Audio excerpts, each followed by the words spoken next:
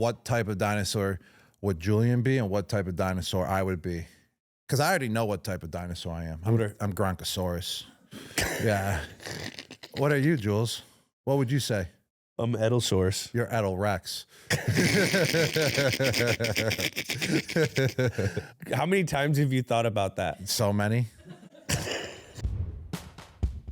Welcome to Dudes on Dudes. I'm Julian Edelman. And I'm Rob Gronkowski. And this is the show where your favorite dudes get to talk about their favorite dudes. And it's Halloween.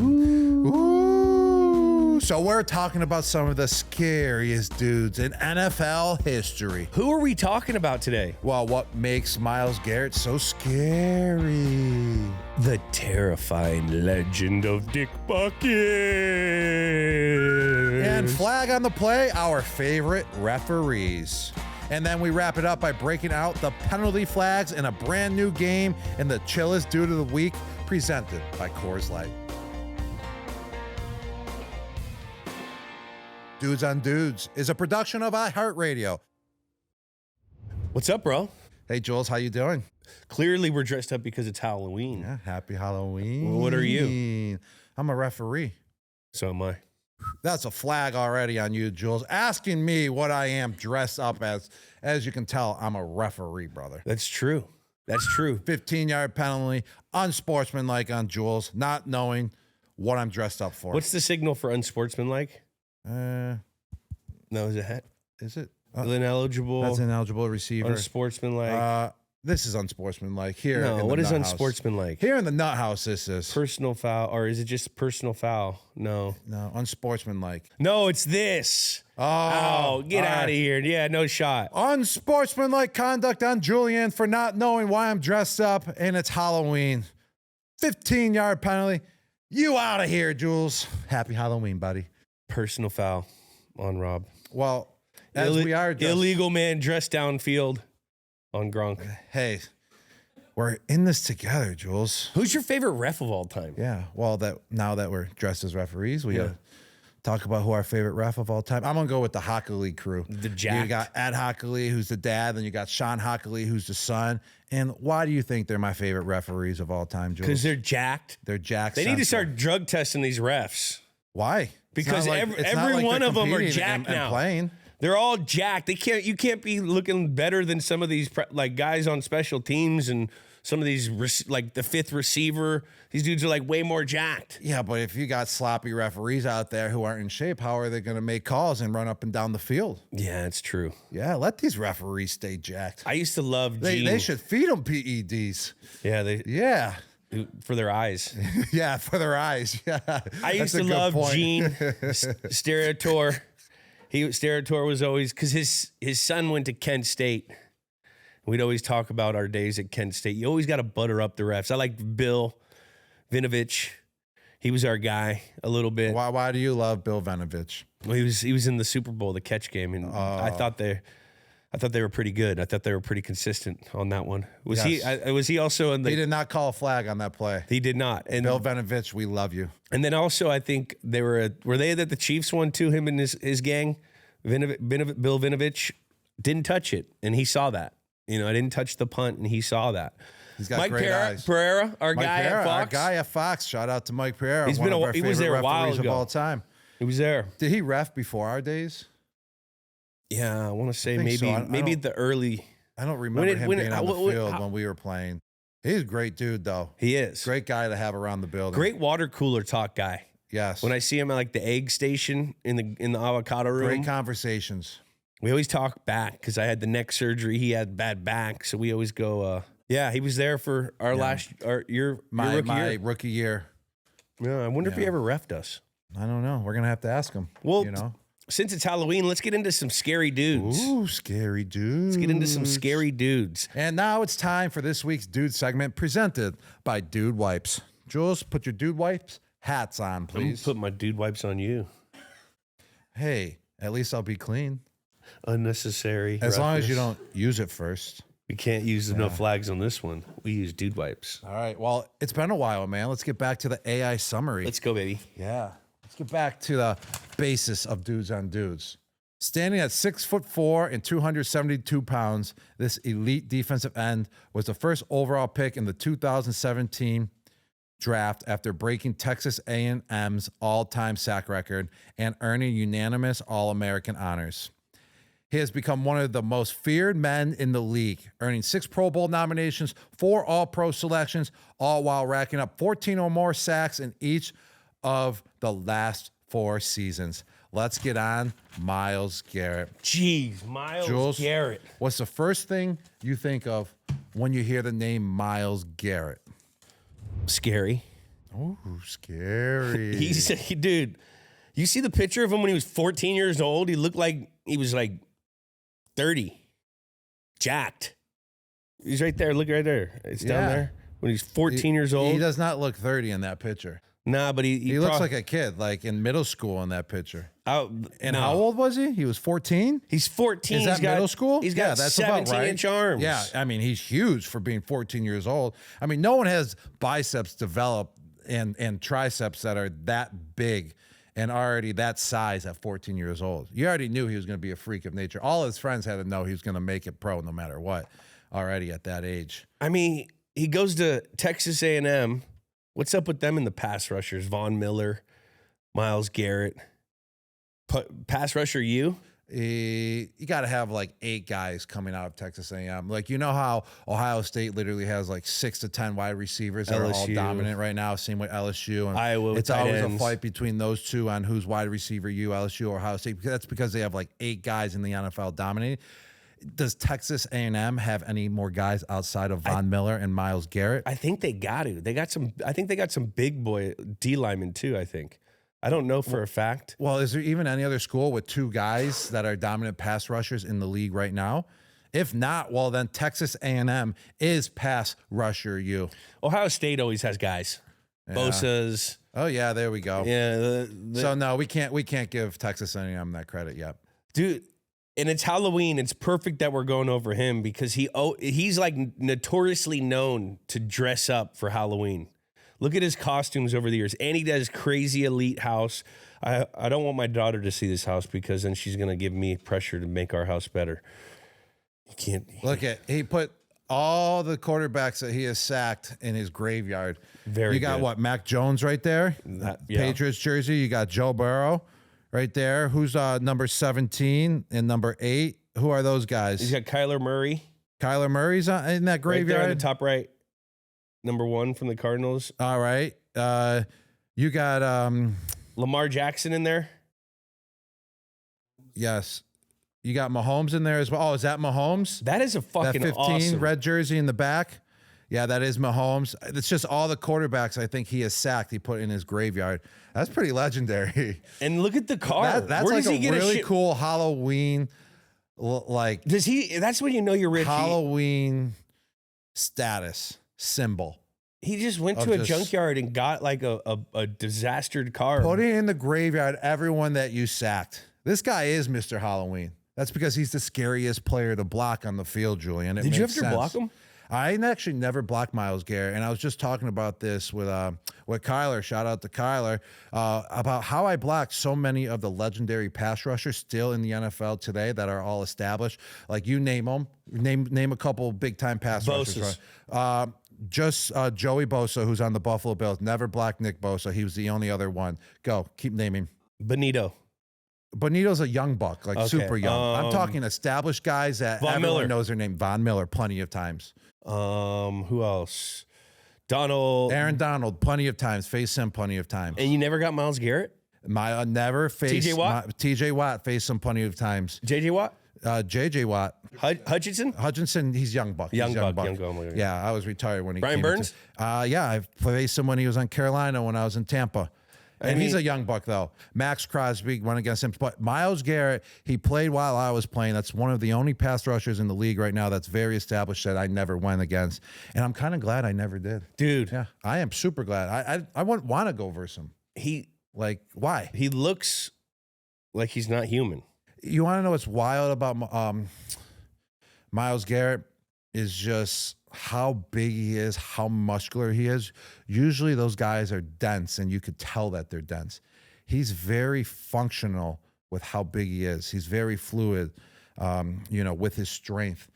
Usually when guys are that jacked, you're more robotic and you can just go up the field and you can't really bend and you can't really explode how you want to explode because nothing's working from A to Z because you're kind of clogged up with all that muscle. Yeah. This guy has all that muscle and he's super fluid. He has rare explosiveness. You see him dunk? Tremendous athleticism. Have you seen him on the basketball court? He goes on like celebrity courts all the time. Windmill dunks. I mean, it's impressive. This guy is a freak of nature. And that's why he's so scary to block. He really is. He set the Brown single season sack record with how many? 16. And I think he can get more. He can. He's one of those. I think he had 3 sacks last week, or week 7. I think he's one of those guys where if he had help on the other side. Micah, did you block Micah? I played versus Micah his very first game of his career when he was on the Dallas Cowboys. It was my last season with Tampa Bay, so I won against him. Okay. Yeah, so I won against that new era of pass rushers. You know what's also been really cool about Myles Garrett? You've seen his growth as a player. I mean, this was the guy who took another guy's helmet off and almost beat him with it, Mason Rudolph.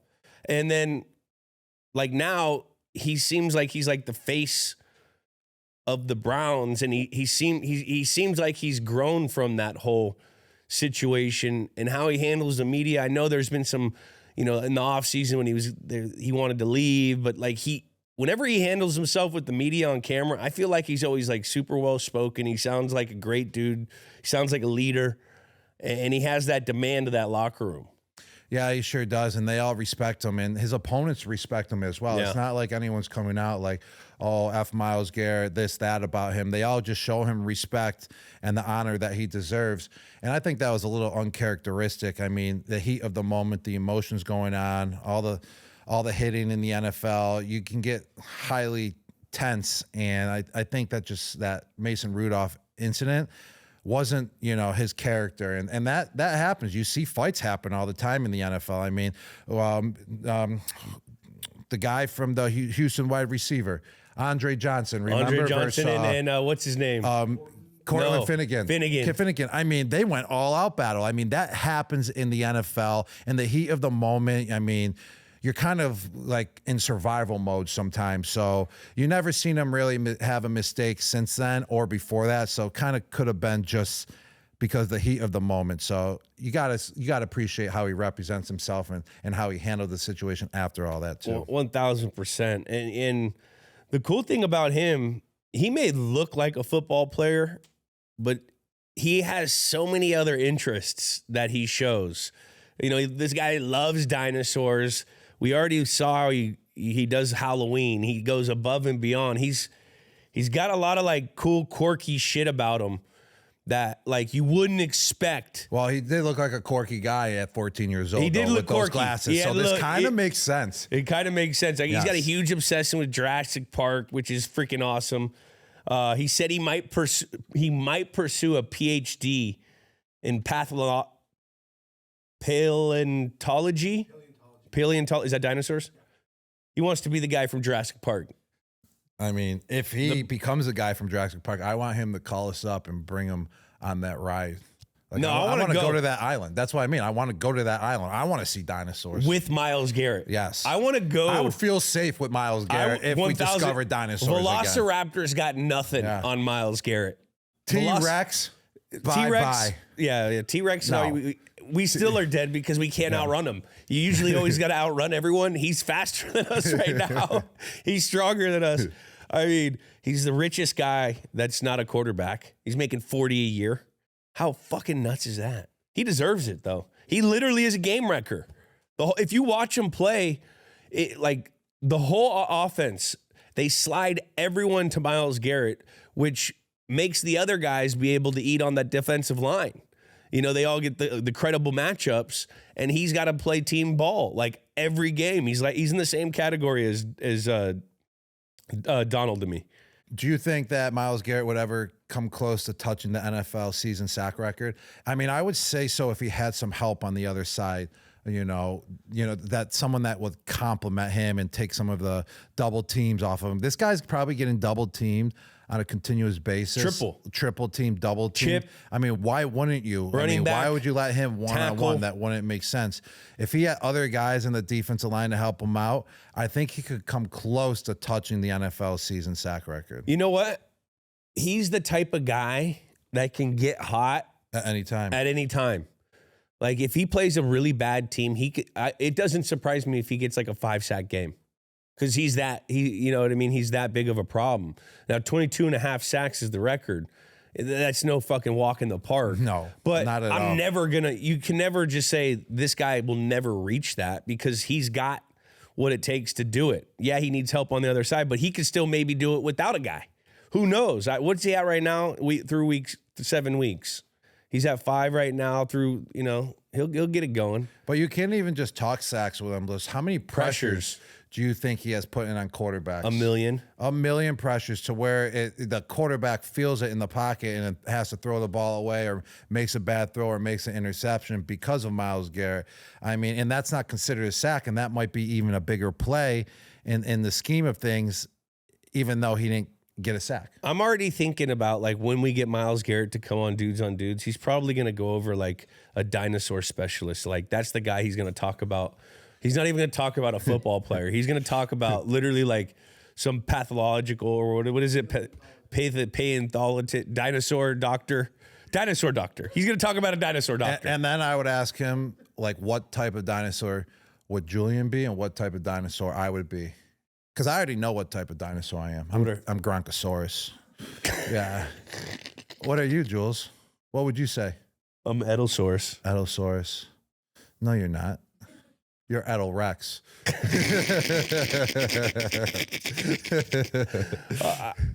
That just sounded better. I think you can't be the same dinosaur. Velociraptor. You know, I'm probably Velociraptor. You're Edelraptor. I'm Edelraptor. You're Edelraptor.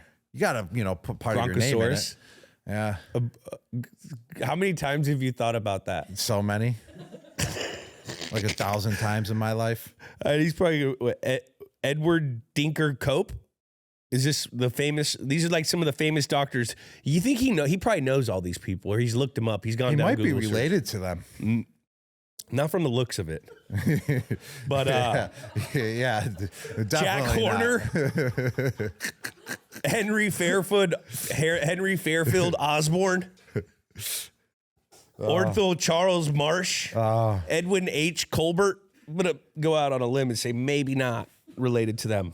And because this segment is presented by Dude Wipes, what is his cleanest moment in his career, Jules? Well, I know his non-cleanest, his dirtiest moment was when he beat up Mason Rudolph with his helmet.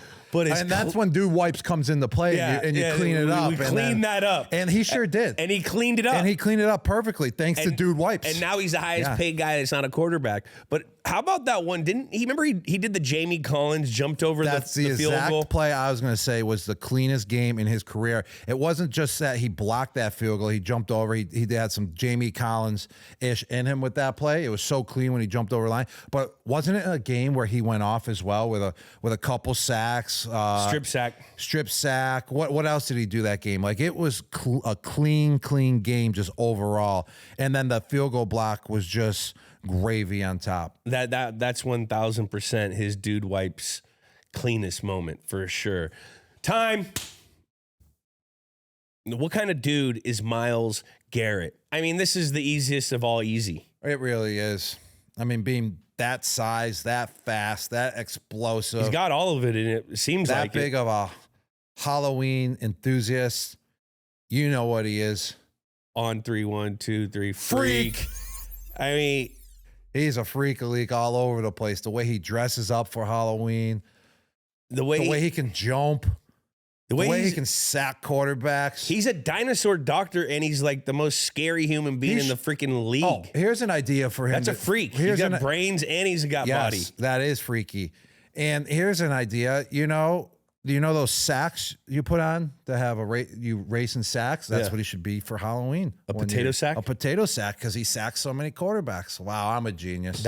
Wow. Who says I'm not smart? And that was the Dude segment presented by Dude Wipes. Shout out to Dude Wipes for always keeping us clean. Dude Wipes, best clean, pants down. Sponsored by Roe. How do you make time for intimacy and great sex in your relationship? It's like they say, always be prepared. And when it comes to bringing the spark back in the bedroom, Rose Sparks has your back. Rose Sparks is a prescription treatment featuring a dual action formula that includes tadalafil. That's the stuff that can keep working in your system for up to 36 hours. That's 36 hours of being ready to go whenever the mood strikes.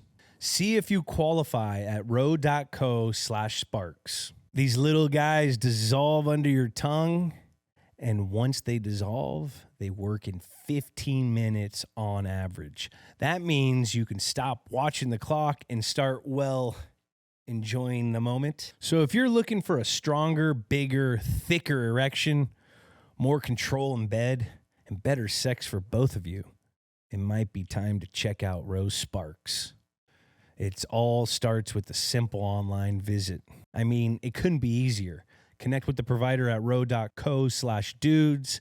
And if prescribed, you get $15 off your first order on a reoccurring plan. That's ro.co/dudes. Compounded drugs are permitted to be prescribed under federal law, but are not FDA approved and do not undergo FDA safety, effectiveness, or manufacturing review. For safety information, go to ro.co/safety info.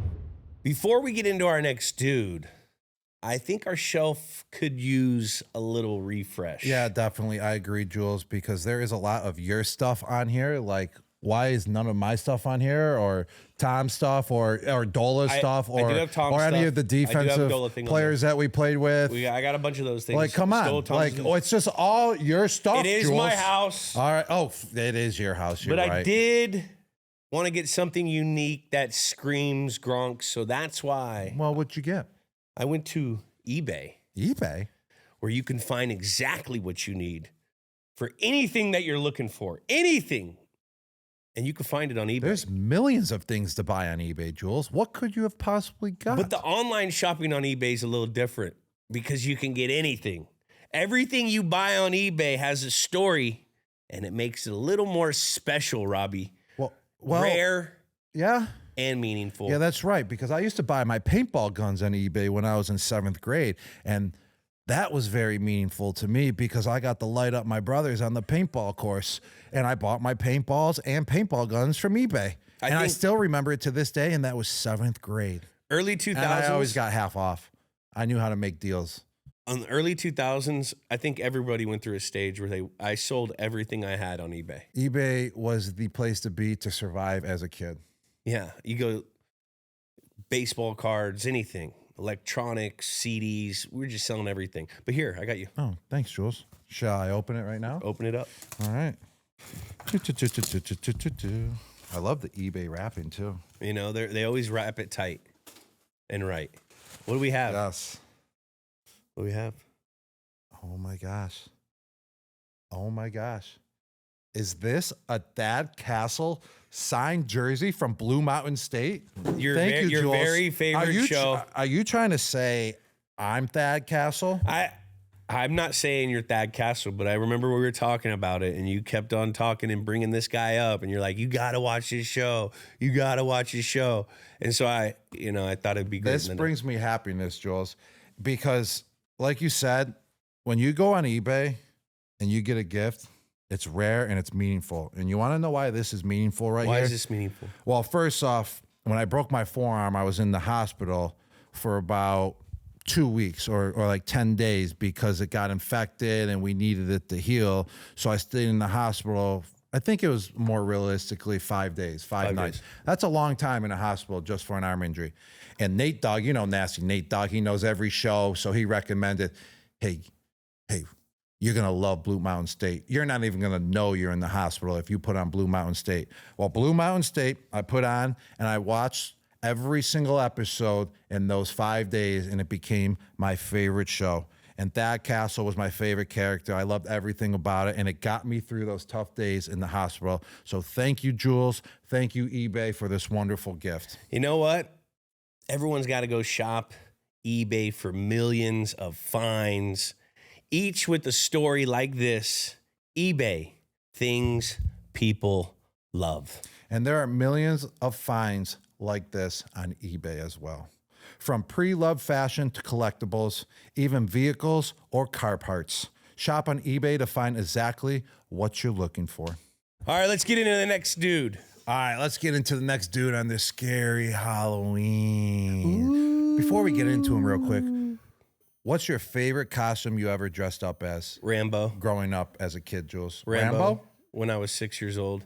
That's cool. I had the rubber abs and stuff. Yeah. And then the shirt that was ripped so you could see my abs, and I had the bullets right around my neck or my body. I think I even brought a gun to school, like one of those fake guns. Yeah, those plastic it was guns. Totally cool in the 80s, 90s. Yeah, back in those days. Yeah, and did you go around and pretend to shoot your friends too? All day. A little bit, like, you're dead. I was crawling in the mud and stuff. Yeah. Yeah. That's what about you? Cool.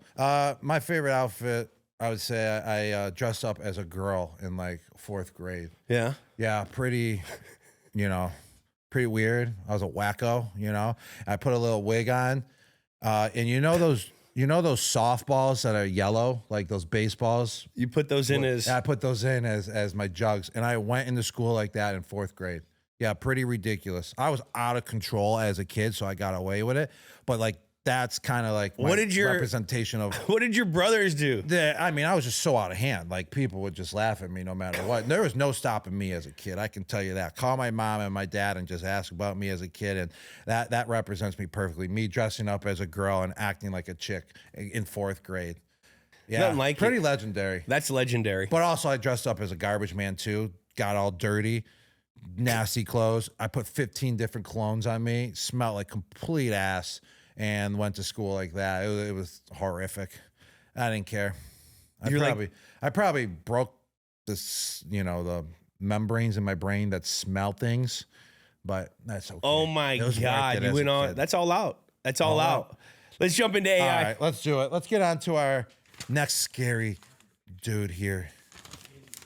Ooh. What is this one? This guy is 6'3", a 245-pound linebacker, and he was the 3rd overall pick in the 1965 NFL draft. Wow. This guy's a legend. 1965, and we're still talking about him. Still talking about him. Here in 2025. Earning 8 Pro Bowls, a 5 all-time Pro selection, a Hall of Fame honors in 1979. A Chicago native, he starred at Illinois as a 2-time All-American and Big Ten MVP after a decorated high school career. Known for bone-crushing tackles, he redefined the defensive dominance. Let's get on Dick Butkus. Dick Butkus. Dick Butkus. What's the first thing you think of? Right there. Jules, there you are as Rambo. No. Oh, look at you, man. I love that ammo around your shoulder as well, man. You came prepared. Nah, bro. The paint, the blackface. No, it's not blackface. Remember in the when he put his shit on? Yeah. That's kind of like eye black, but on your whole face. Fucking so you can blend in the woods better. First thing I think of about Dick Butkus. Yeah, what's the first thing you think of? Besides an inappropriate first name. Well, that's what I know you're thinking of. Nah, yeah. I am. That's the first thing I think of, wow, he must have had a huge piece if that's your name. Yeah. I think his name was Richard, and they call people Richard Dick. But first thing I think of, just old school football. Oh, he was Richard. Yeah. Oh, all right. So all Richards are Dick. You know that, right? I didn't know that. If you're a Richard, I thought Richards, you are a Dick, but you can also just be named Dick, but not Richard. No, I don't think anyone's just named Dick. Yeah, Dick's Sporting Goods. That is correct. That is correct. They're not Richard Sporting Goods. Are all Richards Dicks? Yeah. All Richards are Dicks. That is correct if you use the nickname. I had a good one. I just had a monster appearance, and my security guard name was Richard, and he goes, yeah, everyone knows me as Monster Dick, Security Monster Dick, and like that was pretty cool. I thought that was cool. Sorry. Yeah. So, but it goes to the point. Anyone named Richard is Dick. So I was like, oh, my security guard has a monster dick. That's what I was thinking. I'm protected. I'm protected. So yeah, if you're Richard, yeah, you're Dick. Okay. Back to Dick Butkus. Dick Butkus. Oh, look at he's got Butt in his last name too. I mean, this guy is very scary. That is scary. He tore the offensive line's ass. He shredded them. Like that's why Butt in his name. Tore their asses apart on that football field. I mean, is that a Mount Rushmore football name? It might be Dick Butkus. It's top. It's top name. It's one of the top names. What are some other big names? I mean, he also had other nicknames as well. The Animal, the Enforcer, the Maestro of Mayhem. That was me as a kid, by the way. Yeah. Like how we were just talking about me dressing up as a kid. I was the Maestro of Mayhem. Oh, and the Robot of Destruction. Oh, that was also me too. Walking into rooms and just me being on the field as a kid. Me and Dick are very similar. Do you ever meet him? Have I ever met him? He's not alive anymore, is he? He died recently, last like 5 years. I don't think I ever got to meet him. I never got to meet him either, but I was just watching some highlight films of him, man, and I just love the way that he plays. And he has to be one of those first true linebackers where it's like he's huge. Yeah. Like being that size. 245 back then's huge. Exactly. He looked bigger than offensive lineman. He looked bigger than defensive lineman. I love the way that he wore his shoulder pads. It made him just look even bigger than everyone else because they were like stocky. It was like he wore those fullback shoulder pads a little bit, but at the linebacker position. But what I really loved about his game is that he ran after the ball carrier like there was no one else in his way. Like he would just run. A lineman would come and block him, but it's like he could see through the lineman. He could run right through the lineman. He can avoid that lineman that's coming at him. And he would get to the ball carrier every single time. Someone falls on the ground in front of him. Somehow, even though he's staring at the ball carrier, he would leap over the guy that's on the ground instead of tripping over him. It's like nothing was stopping him from getting to that ball carrier. And that's what defines a great legendary linebacker is they see ball carrier, get the ball carrier, tackle ball carrier. And that was Dick Butkus. And that's why he was one of the scariest guys to block because it's so hard to block a guy that their motive is just to get the tackle because they can just swoop right around you, run through you. They just don't see you, Jules. No, I mean, I've seen some highlights of him where he just literally I've seen him close arm people. Like that was the game back then was basically just like murder on a field. It was like these guys were poking each other's eyeballs. It was just a completely different game. And whenever you talk to anyone of like who's a historian of this game, they always talk about Dick Butkus. And we even said it, talking about him 60 years later, his impact on the game was clearly insane. They say he had a 4.5 40 back then at 245.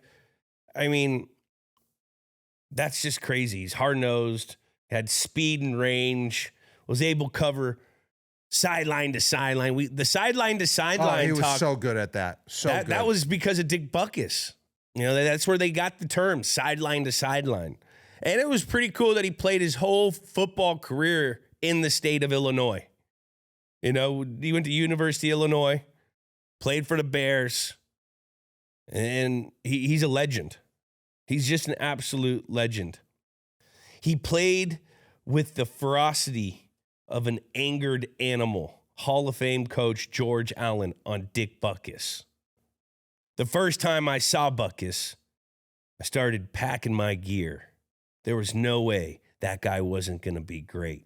Bill George, Butkus's predecessor at linebacker for the Bears. This is one of my favorite quotes right here by Bears center Mike Pyle. Yeah, Mike Pyle. Yes. And just trying to get Butkus to go easier in practice because I kind of did this sometimes. Like brother-in-law. They call that brother-in-law. Yeah, brother-in-law in practice. And I did it plenty of times, especially with Ninko. I got to give credit to Ninkovich. I mean, he wasn't a great cover guy. He's kind of mind-boggled every single day as well. Yeah. But this guy has low center of gravity, Ninkovich, and it was so hard to block him. He had so much power. So I always try to become buddies with him. Yeah, because buddy him up. I wanted to, be 100% for games on Sunday. And I just can't pound my head against Ninkovic every day. I already knew that.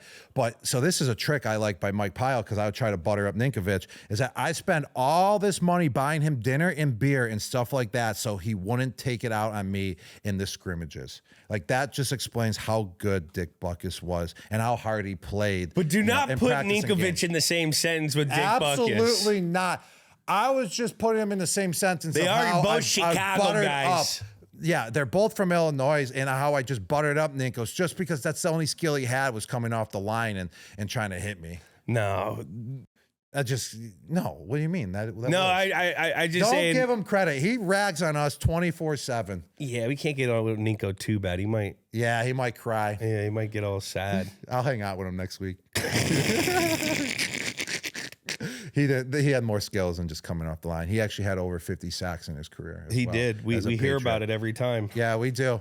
And the most forced fumble, or the most fumble recoveries or something. And the most underpaid white linebacker defensive end to ever play.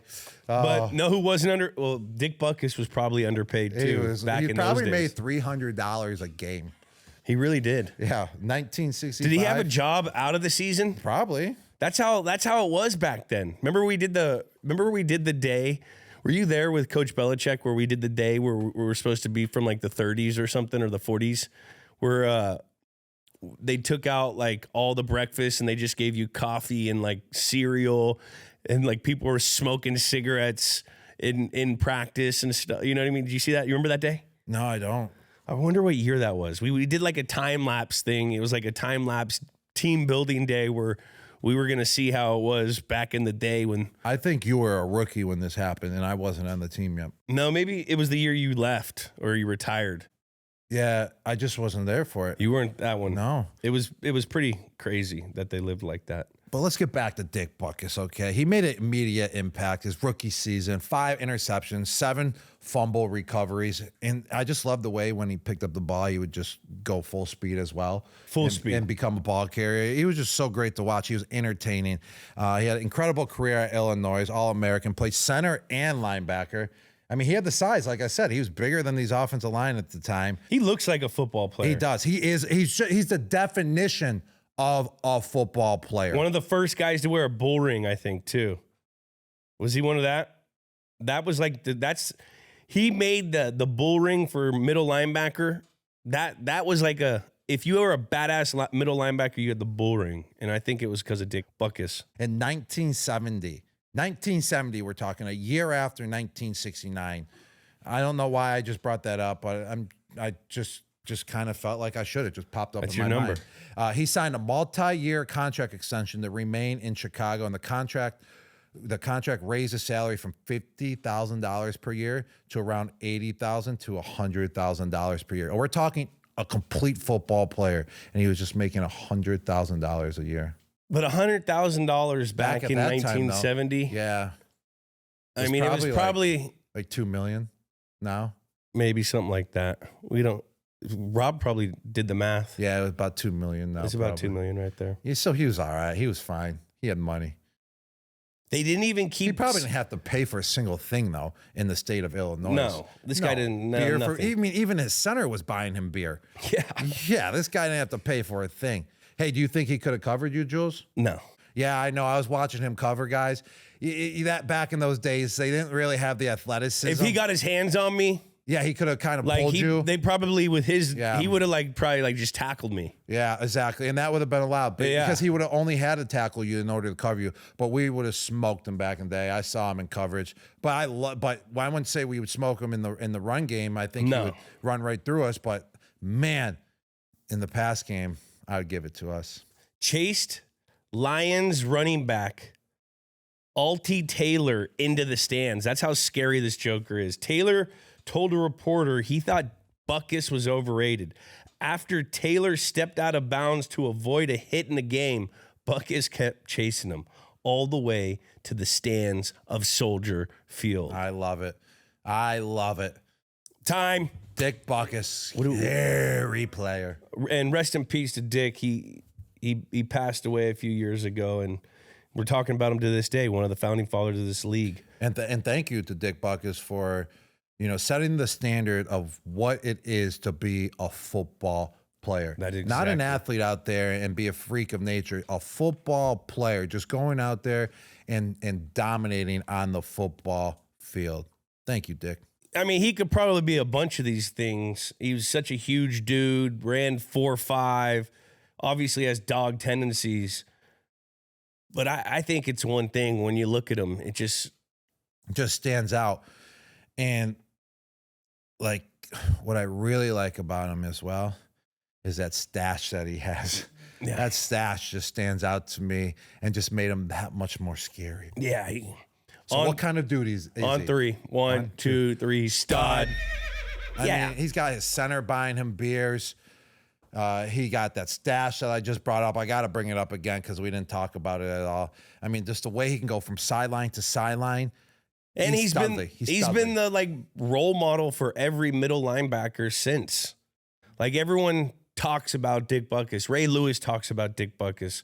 Like Fred Warner probably talks about Dick Butkus. I don't know if he does, but probably because that's how studly he was. He's like what you look up middle linebacker. I would actually once say probably Fred Warner. He may talk about him, but that the position evolved a little bit, and I would say Fred Warner's on the newer side of evolving of the position. Guys like Ray Lewis, Brian Urlacher, like those big studded guys that are true middle linebackers that were there to stop the run. Those are the guys that look up to Dick Butkus. Complete football players just out there to smash fools that are carrying the ball. I mean, he's like the originator of the linebacker in Chicago, and they've had some hell of a they've had elite linebackers. Singletary, Urlacher. I mean, the list Lance goes. Briggs. They got linebackers, and he was one of the first. Oh, wow. Dick Butkus did tweet before he passed. And this is his tweet I love we this found. guy even more. I think it's great Giselle let Tom Brady retire. Hopefully she'll let him keep Rob Gronkowski in the yard.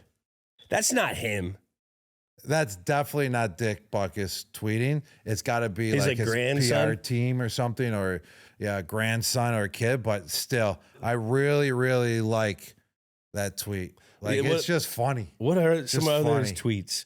Hey, Aaron Rodgers 12. And hey, if I'm allowed in the yard, which I still am, Jules, you're coming with me. I'm not going to Tom's yard, without Jules. I'll go in the yard. Yeah, but you're going, we're not going without each other. No. And we're going to bring more people as well. Yeah, we'll go in the yard. And then listen to this one. Hey, Aaron Rodgers 12, help me get verified or more than your toe will be hurting. Oh, he's a funny guy. He is funny. I actually do remember him. He made a big splash on Twitter when he came on, and everyone's like, dude, Dick Butkus is a must follow. Like, this guy's legendary. He's just throwing out quotes that are unheard of. And I actually never followed him and never looked, and now here we are to this day. This is the most football tweet right here. All you need to do is score more points than the other team to win. Sports are not that hard, people. Yes. It's not that complicated. That's why I love Dick. I'm a simpleton. Everyone knows that. Yeah. I just don't love all the details when it's just so unnecessary. Dick, thank you for explaining the game of football that easily. I totally understand what you're saying. I do too. Fantasy football season is back, and building a league-winning roster shouldn't keep you up all night. Your team might be one waiver wire pick away from complete domination or one injury away from utter disaster. You can lose sleep over it, or you can put those worries to bed with Unisom. Unisom helps you fall asleep faster, wake up less, and feel refreshed in the morning. It's the #1 doctor and pharmacist recommended over-the-counter sleep aid brand. Unisom and I also have you covered on the fantasy front. Check out my socials and the episode description for my Unisom sleeper picks to learn which sleeper you'll want to stash on your roster to help you bring home the championship. And be sure to pick up Unisom too. Use as directed. Hi, this is Gronk from Dudes on Dudes, and talk about a perfect partnership. I'm here to tell you about protecting your end zone with Dude Wipes. If you're still wiping with toilet paper, you need to listen up. Dude Wipes are a wet, extra large flushable wipe that leave nothing behind in your behind. because they are wet, and we all know wetter cleans better. Unlike dry wiping with toilet paper, Dude wipes clear instead of smear. Goodbye dingleberries. Goodbye itch and irritation. Plus, if you take Gronk-sized grumpies, or as I like to call them, Gronkies, baby wipes won't do. You need extra big Dude wipes to handle the job. And they come in different scents and pack sizes, including a single-use, on-the-go pack that you can take wherever you go for that home field advantage. So don't fumble the ball with toilet paper. Stop being an a-hole to your b-hole and start using Dude wipes. Available on Amazon and major retailers nationwide. Dude wipes. Best clean, pants down. Let's get into the chillest dude of the week, brought to you by our favorite beer, Coors Light. Get Coors Light delivered straight to your door. Visit CoorsLight.com/dudes and always celebrate responsibly. Yeah, celebrate responsibly is key. Roberto. Oh, thank you, Jules. Cheers to you, brother. Cheers, Bubs.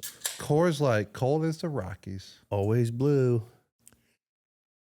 And since we're dressed as referees today, as you can tell, we're going to play a little game we're calling Flag on the Play. Basically, we're going to go through some situations that might go down in the locker room. Then we're going to throw a flag if it goes down in the locker room, or then we're not throwing a flag if it doesn't go down in the locker room. For example, Jules, like not wearing flip-flops in the locker room showers. Like, I'm throwing a flag on that. Throwing a flag because you want to be wearing flip-flops in the locker room shower. You got it. That was an easy example. Let's get into it. Let's play this game. I love games. I love activities. That's what I live for. Here we are. Newest game of my life. Flag on the Play, presented by Coors Light. Here we go. You definitely got to get a little bit tipsy for this one. Yeah. What do we got? All right. Making no attempt to cover up in the locker room. Oh, I'm already going to go first. I'm a referee. And I'm going to throw no flag on myself because I'm always free balling it. I'm letting everyone see my junk. Anyways, it's so tiny, no one can even see it anyway, so I wasn't really worried about it. Yeah, I mean, it's the locker room. You don't have, it's pretty much anything flies. Yeah, but you kind of want to wear a towel. You wear a towel, but sometimes. But not me. Sometimes guys wouldn't. I'm throwing a flag on you because you should wear a towel, Jules. Why do I have to wear a towel? Because you're very hairy, and I don't want to see how hairy your thingy is down there. Yeah, I get pretty hairy down there. Yeah, you're a squirrel. Very. Yeah, a furry squirrel. All right. Let's go into the next one.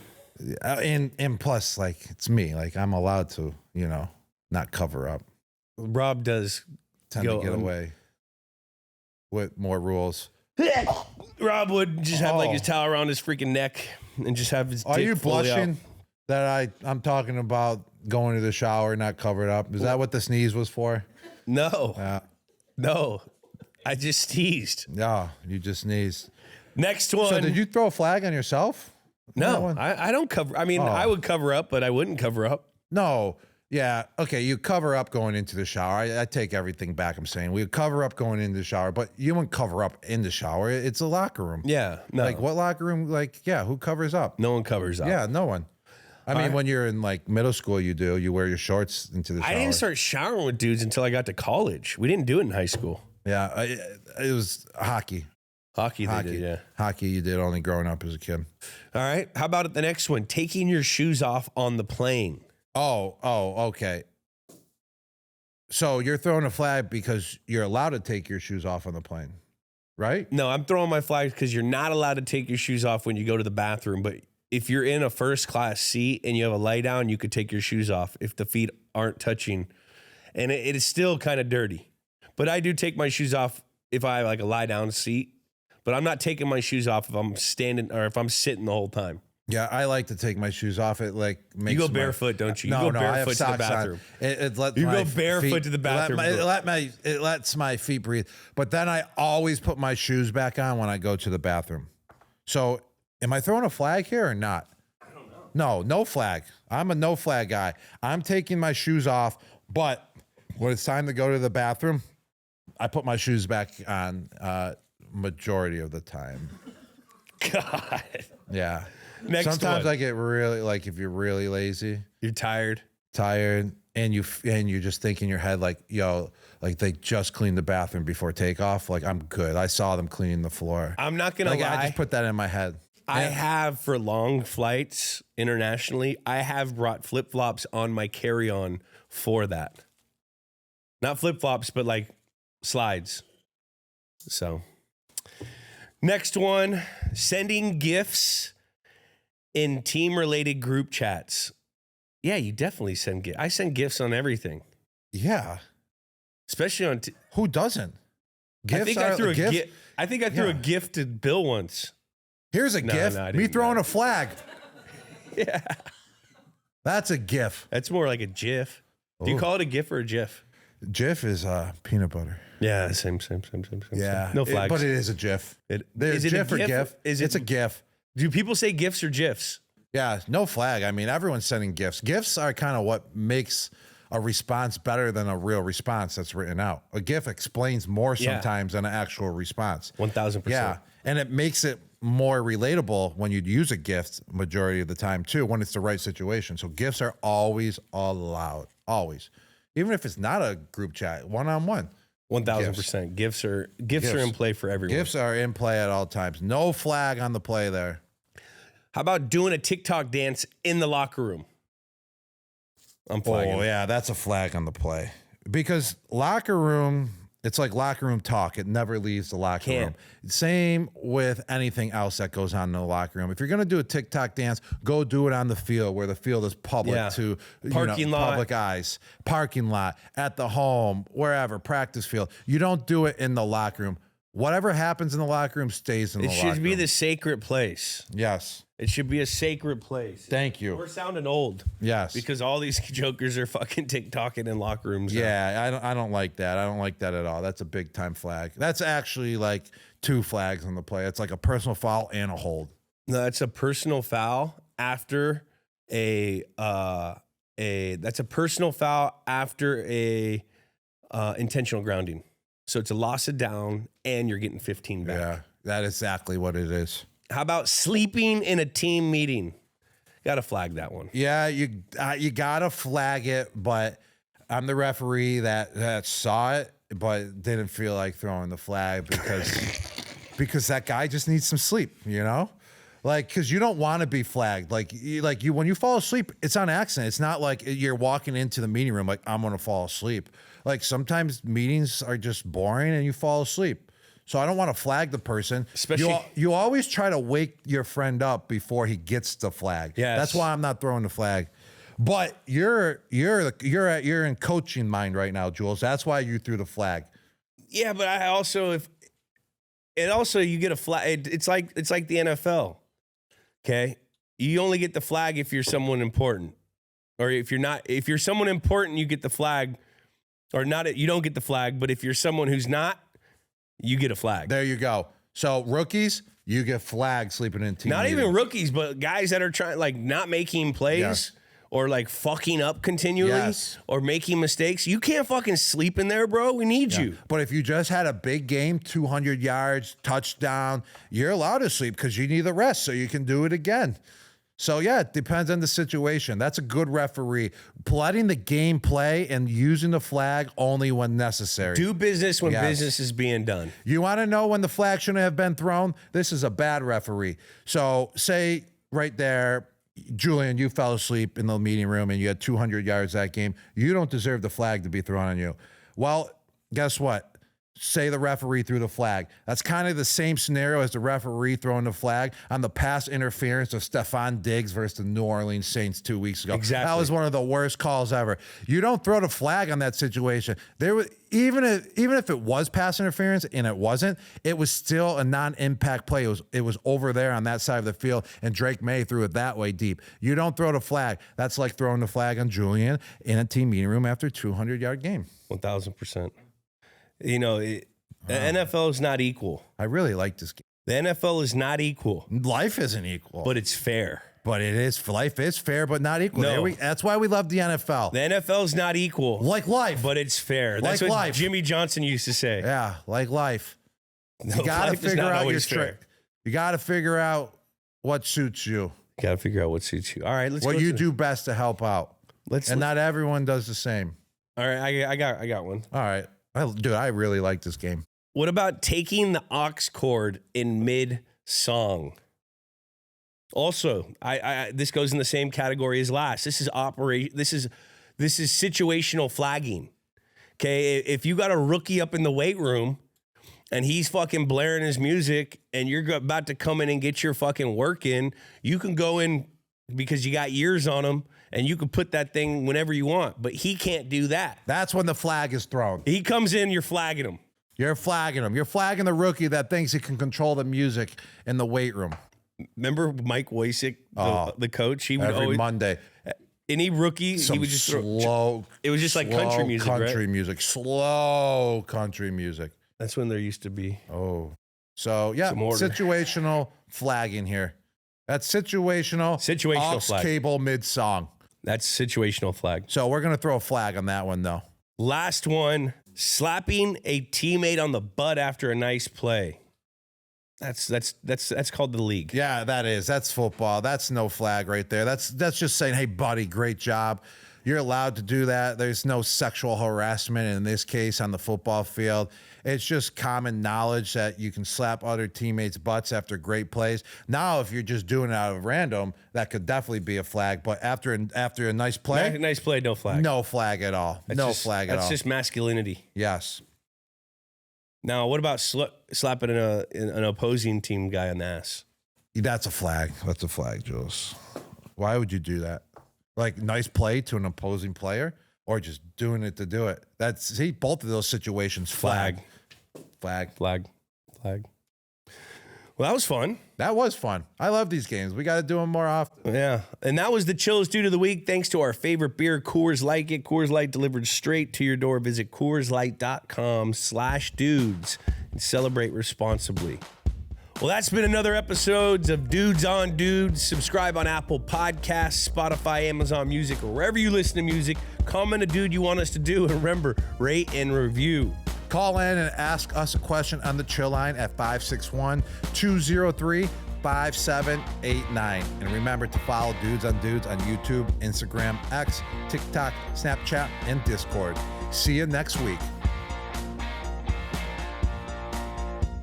Dudes on Dudes is a production of iHeartRadio. For more podcasts from iHeartRadio, visit the iHeartRadio app, Apple Podcasts, or wherever you get your podcasts.